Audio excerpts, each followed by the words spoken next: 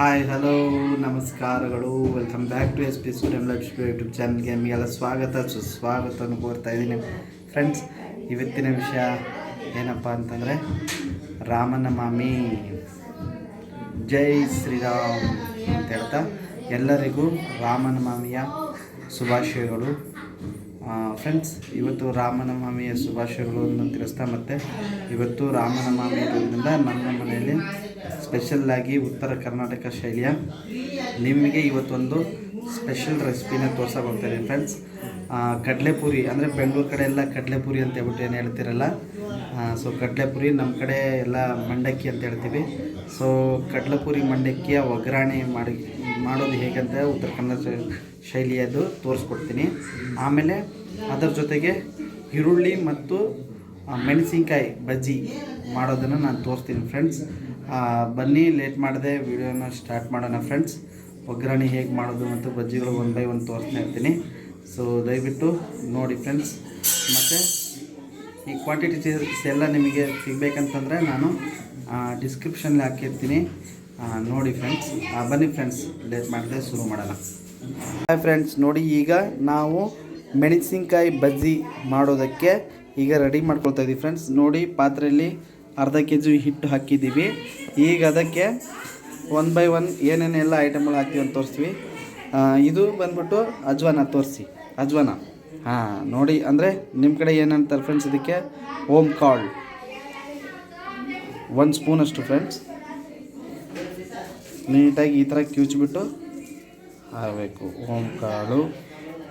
ಇದು ಫ್ರೆಂಡ್ಸ್, ಇದು ನಾವು ಮನೆಯಲ್ಲಿ ಕಡಲೆಬೇಳೆ ಇರುತ್ತಲ್ಲ ಫ್ರೆಂಡ್ಸ್, ಅದನ್ನು ನಾವು ಹಿಟ್ಟಿನ ಗಿರಣಿಯಲ್ಲಿ ತರಿಸ್ಕೊಂಡಿರೋದು. ಸೊ ನೋಡಿ ಫ್ರೆಂಡ್ಸ್, ಈ ಥರ ಇದೆ. ಸೊ ಅದಾಗಿ ನಿಮಗೆ ಆರ್ಗ್ಯಾನಿಕ್ ಆಗಿ ಬೇಕಂತಂದರೆ ಕಡಲೆಬೇಳೆ ತಗೊಂಡು ನೀವು ಹಿಟ್ಟು ಮಾಡಿಕೊಂಡ್ರೆ ಒಳ್ಳೆಯದು ಫ್ರೆಂಡ್ಸ್, ಆರೋಗ್ಯಕ್ಕೆ ಚೆನ್ನಾಗಿರುತ್ತೆ. ನೆಕ್ಸ್ಟ್ ಬಂದುಬಿಟ್ಟು ಜೀರಿಗೆ ಹಾಕ್ತೀವಿ ಫ್ರೆಂಡ್ಸ್, ಒಂದು ಚಮಚದಷ್ಟು ಜೀರಿಗೆ. ನೆಕ್ಸ್ಟು ರುಚಿಗೆ ತಕ್ಕಷ್ಟು ಉಪ್ಪು ಫ್ರೆಂಡ್ಸ್. ಸೊ ನೋಡಿ ಫ್ರೆಂಡ್ಸ್, ಈಗ ಅದಕ್ಕೆ ನೀರು ಹಾಕ್ಕೊಂಡು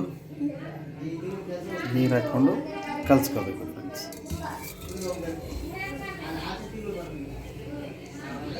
ಸೊ ನೋಡಿ ಫ್ರೆಂಡ್ಸ್, ನಾವು ಹಿಟ್ಟು ನೀಟಾಗಿ ಗಿರಣಿಯಲ್ಲಿ ಹಾಕ್ಸ್ಕೊಂಡ್ರೆ ಈ ಥರ ಬರುತ್ತೆ ನೋಡಿ.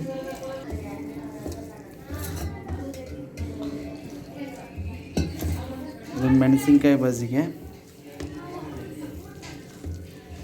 ಇದು ಫ್ರೆಂಡ್ಸ್, ನೀವು ಮಾಡಬೇಕಂತಂದರೆ ಒಂದು 10 ನಿಮಿಷ ಮುಂಚೆನೇ ಹಿಟ್ಟನ್ನು ನೀಟಾಗಿ ನೀರಲ್ಲಿ ಈ ಥರ ಕಲಿಸ್ಕೊಂಡು ಇಟ್ಕೊಂಡು ಒಂದು 10-20 ನಿಮಿಷ ಬಿಟ್ಟು ನೀವು ಹಾಕಿದ್ರೆ ಇನ್ನೂ ಚೆನ್ನಾಗಿ ಗರಿಯಾಗಿ ಬರುತ್ತೆ ಫ್ರೆಂಡ್ಸ್.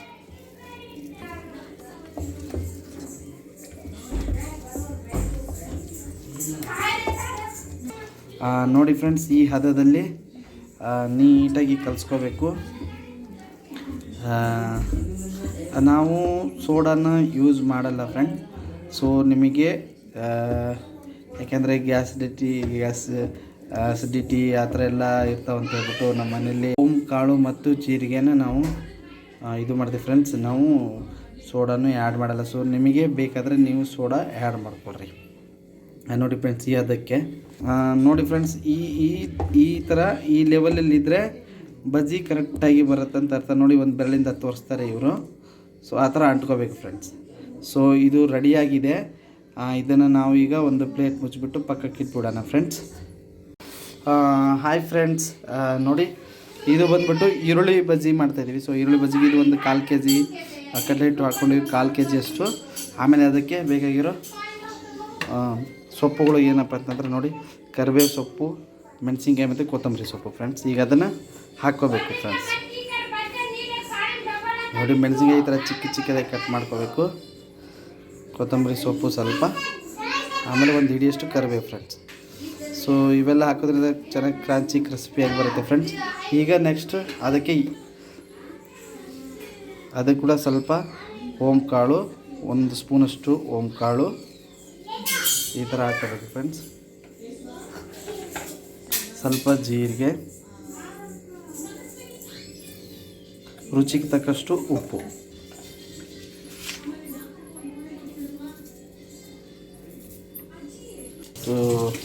ರುಚಿಗೆ ತಕ್ಕಷ್ಟು ಉಪ್ಪು. ಇದನ್ನು ನೋಡಿ ಫ್ರೆಂಡ್ಸ್, ಕಟ್ ಮಾಡ್ಕೊಂಡು ಈ ಥರ ಇಟ್ಕೊಂಡಿದ್ವಿ. ಎಲ್ಲ ಒಂದೊಂದಾಗಿ ಬಿಡಿಸಿದ್ರೆ ನಮಗೆ ಕಾಂದ ಬಜ್ಜಿ ಅನ್ನೋದು ತುಂಬ ಚೆನ್ನಾಗಿ ಬರುತ್ತೆ. ಸೊ ಇದು ಈರುಳ್ಳಿ ಬಜ್ಜಿ ಅಂತಿರಲ್ಲ, ನಮ್ಮ ಕಡೆ ನಾವು ಕಾಂದ ಬಜ್ಜಿ ಅಂತೀವಿ ಉತ್ತರ ಕರ್ನಾಟಕ ಸ್ಟೈಲಲ್ಲಿ.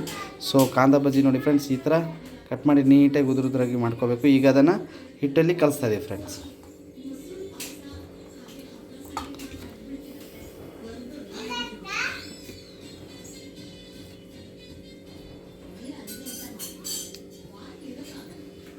ಇಷ್ಟೇ ಫ್ರೆಂಡ್ಸ್. ಈಗ ಇದನ್ನು ನಾವು ನೀಟಾಗಿ ಕಲಿಸ್ಕೋಬೇಕು. ಒಂದು ಕಡೆಯಿಂದ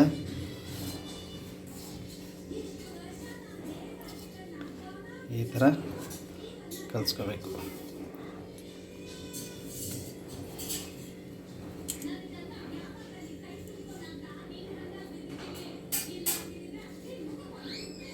ನೋಡಿ ಈ ಥರ ನೀಟಾಗಿ ಕಲಿಸ್ಕೋಬೇಕು ಫ್ರೆಂಡ್ಸ್.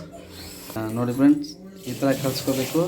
ನಾನೇನು ಹೇಗೆ ಅಂತ ತೋರಿಸ್ತೀನಿ. ಆಮೇಲೆ ಇದು ನೋಡಿ ಫ್ರೆಂಡ್ಸ್, ಇದು ಬಂದ್ಬಿಟ್ಟು ನಾವು ಮೆಣಸಿನ್ಕಾಯಿ ಹೇಳಿದೆಲ್ಲ, ಮೆಣಸಿನ್ಕಾಯಿ ಬಜ್ಜಿಗೆ ಈ ಥರ ತುದಿ ಕಟ್ ಮಾಡ್ಕೋಬೇಕು. ಆಮೇಲೆ ನಾವು ಪಲ್ಯ ಹಾಕೊಳ್ಳೋದು ನಿಮ್ಗೆ ತೋರಿಸ್ತೀನಿ ಒನ್ ಬೈ ಒನ್. ಇದು ಹುಣಸೆ ಹಣ್ಣು ಫ್ರೆಂಡ್ಸ್, ನೆನೆಟ್ಟಿದ್ದೀವಿ ಒಗ್ಗರಣೆಗೆ, ಕಡಲೆಪುರಿ ಒಗ್ಗರಣೆಗೆ ಹುಣಸೆ ಹಣ್ಣು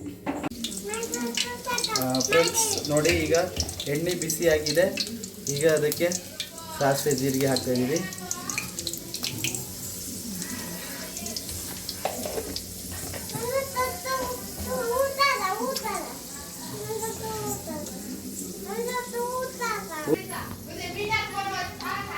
ನೋಡಿ ಫ್ರೆಂಡ್ಸ್, ಸಾಸಿವೆ ಜೀರಿಗೆ ಚಟಪಟ ಶುರು ಆಗಿದೆ.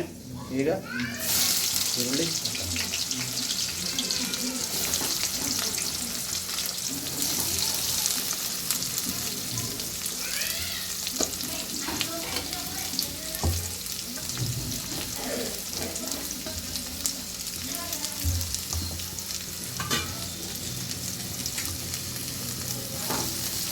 ಈರುಳ್ಳಿ ಚೆನ್ನಾಗಿ ಫ್ರೈ ಮಾಡ್ಕೋಬೇಕು.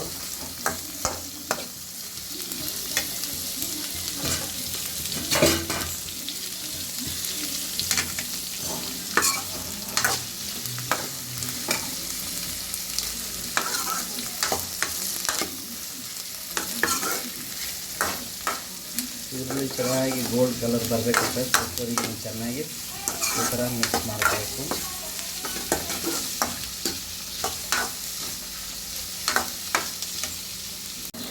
ನೋಡಿ ಫ್ರೆಂಡ್ಸ್, ಈಗ ಈರುಳ್ಳಿ ಗೋಲ್ಡ್ ಕಲರ್ ಬಂದಿದೆ. ಈಗ ನಾವು ಅದಕ್ಕೆ ರುಚಿಗೆ ತಕ್ಕಷ್ಟು ಉಪ್ಪನ್ನು ಆ್ಯಡ್ ಮಾಡೋಣ.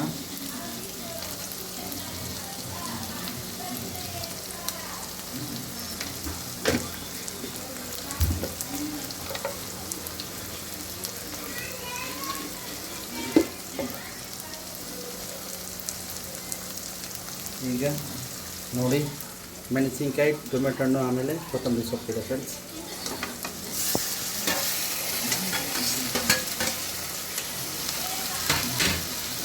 ಇವು ನೀಟಾಗಿ ಒನ್ ಬೈ ಒನ್ ಫ್ರೈ ಆಗಬೇಕು ಫ್ರೆಂಡ್ಸ್.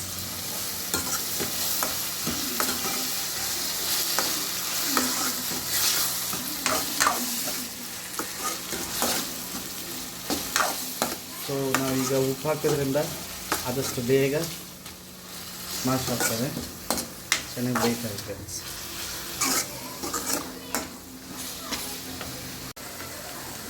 ನೋಡಿ ಫ್ರೆಂಡ್ಸ್, ಇದಕ್ಕೆ ಮಸಾಲೆ ಇದು ಏನಪ್ಪ ಅಂತಂದರೆ, ಇದರಲ್ಲಿ ಕೊತ್ತಂಬರಿ, ಶುಂಠಿ, ಬೆಳ್ಳುಳ್ಳಿ ಮತ್ತು ಮೆಣಸಿನ್ಕಾಯಿ ಫ್ರೆಂಡ್ಸ್. ಸೊ ಇದನ್ನು ಹಾಕೋದ್ರಿಂದಲೇ ನಮಗೆ ಬಿರಿಯಾನಿ ಚೆನ್ನಾಗಿ ರುಚಿ ಬರೋದು.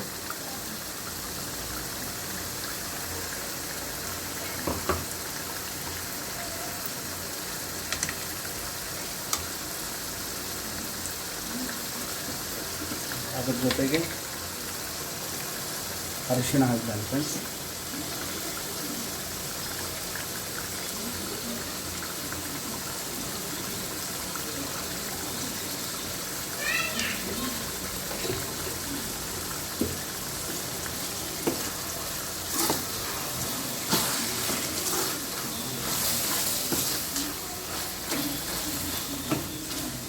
ವಾವ್ ಫ್ರೆಂಡ್ಸ್, ಎಷ್ಟು ಘಮ ಘಮ ಅಂತ ಇದೆ. ಸೊ ಇದನ್ನು ಒಂದು ಸತಿ ಟ್ರೈ ಮಾಡಿ ಫ್ರೆಂಡ್ಸ್, ಸೂಪರಾಗಿರುತ್ತೆ. ಇದು ನಮ್ಮ ಉತ್ತರ ಕರ್ನಾಟಕ ಶೈಲಿಯ ಸ್ಪೆಷಲ್ ಮಂಡಕ್ಕಿ ಒಗ್ಗರಣೆ.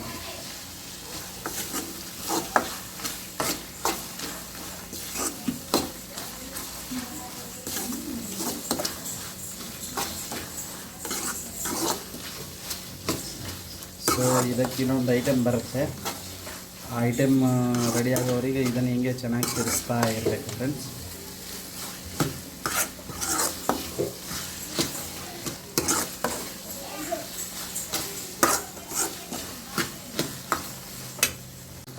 ಸೊ ನೋಡಿ ಫ್ರೆಂಡ್ಸ್, ಈಗ ಫೈನಲ್ ಆಗಿ ನಾವೇನು ಇದು ಹುಣಸೆಹಣ್ಣು ನೆನೆ ಹಾಕಿಟ್ಟಿದ್ವಲ್ಲ, ಈಗ ಹುಣಸೆಹಣ್ಣು ರಸ ಹುಳಿ ಬಿಟ್ಟರೆ ಆಯಿತು ಫ್ರೆಂಡ್ಸ್. ಇದು ಫೈನಲ್ ಟಚ್ ಫ್ರೆಂಡ್ಸು. ಇದರದ ಸೀಕ್ರೆಟ್.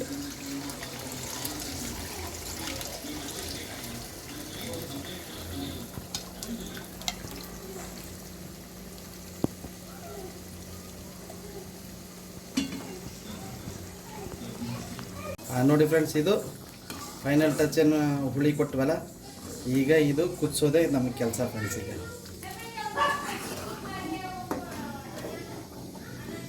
ಒಂದು ಕುದಿ ಇದನ್ನು ಕುದಿಸಿದ್ದೀವಿ ಅಂದರೆ ಒಗ್ಗರಣೆ ರೆಡಿ ಫ್ರೆಂಡ್ಸ್. ಇದು ನಿಮ್ಗೆ ಹೇಳಬೇಕಂದ್ರೆ ಇದನ್ನು ಒಂದು ಸತಿ ನೀವು ನಾನು ಮಾಡಿರೋ ವಿಧಾನ ಪ್ರತಿಯೊಂದು ಎಲ್ಲವನ್ನು ಡಿಸ್ಕ್ರಿಪ್ಷನ್ನಲ್ಲಿ ಹಾಕಿರ್ತೀನಿ. ಸೊ ಒಂದು ಸತಿ ಟ್ರೈ ಮಾಡಿ ಫ್ರೆಂಡ್ಸ್, ಆಮೇಲೆ ನೀವು ಹೇಳ್ತೀರ ಇಷ್ಟು ರುಚಿ ಇದೆ ಅಂತ ಹೇಳ್ಬಿಟ್ಟು. ಇದು ನಮ್ಮ ಉತ್ತರ ಕರ್ನಾಟಕದ ಸ್ಪೆಷಲ್ ಮಂಡಕ್ಕಿ ಒಗ್ಗರಣೆ. ಸೊ ಈ ಹುಳಿನ ನೀವು ಚಿತ್ರಾನ್ನ ಕೂಡ ಯೂಸ್ ಮಾಡ್ಕೋಬೋದು ಫ್ರೆಂಡ್ಸ್.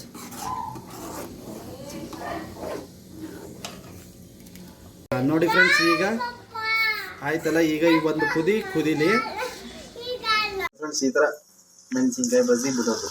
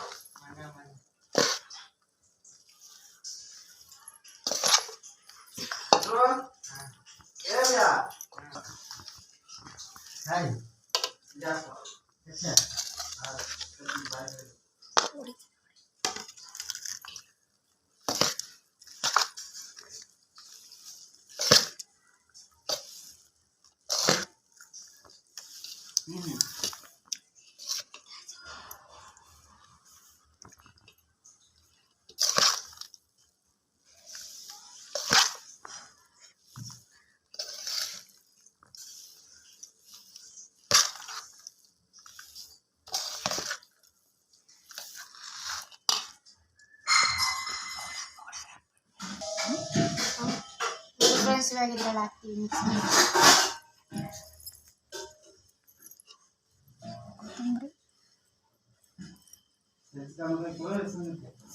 ಕೊತ್ತಂಬರಿ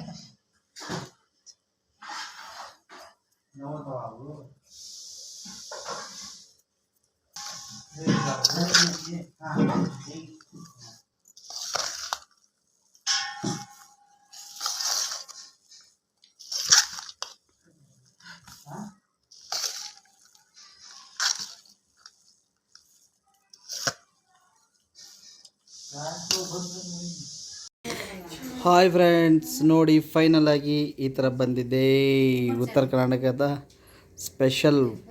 ಇದೆ ನೋಡಿ ಕಡಲೆಪುರಿ ಮಂಡಕ್ಕಿ ಒಗ್ಗರಣೆ ಫ್ರೆಂಡ್ಸ್. ಆಮೇಲೆ ನೋಡಿ ಈರುಳ್ಳಿ ಬಜ್ಜಿ, ಆಮೇಲೆ ಮೆಣಸಿನ್ಕಾಯಿ ಇದೆ. ಸೊ ನೋಡಿದ್ರಲ್ಲ ಫ್ರೆಂಡ್ಸ್, ಇದೇ ಥರ ನೋಡ್ತಾಯಿರಿ, ಸಬ್ಸ್ಕ್ರೈಬ್ ಮಾಡಿ ಮತ್ತು ಸಪೋರ್ಟ್ ಮಾಡಿ ಅಂತ ಹೇಳ್ತಾ ಮತ್ತೆ ಮುಂದಿನ ವಿಡಿಯೋದಲ್ಲಿ ಸಿಗೋಣ. ಎಲ್ಲರಿಗೂ ನಮಸ್ಕಾರ, ಬಾಯ್ ಬಾಯ್, ಥ್ಯಾಂಕ್ ಯು.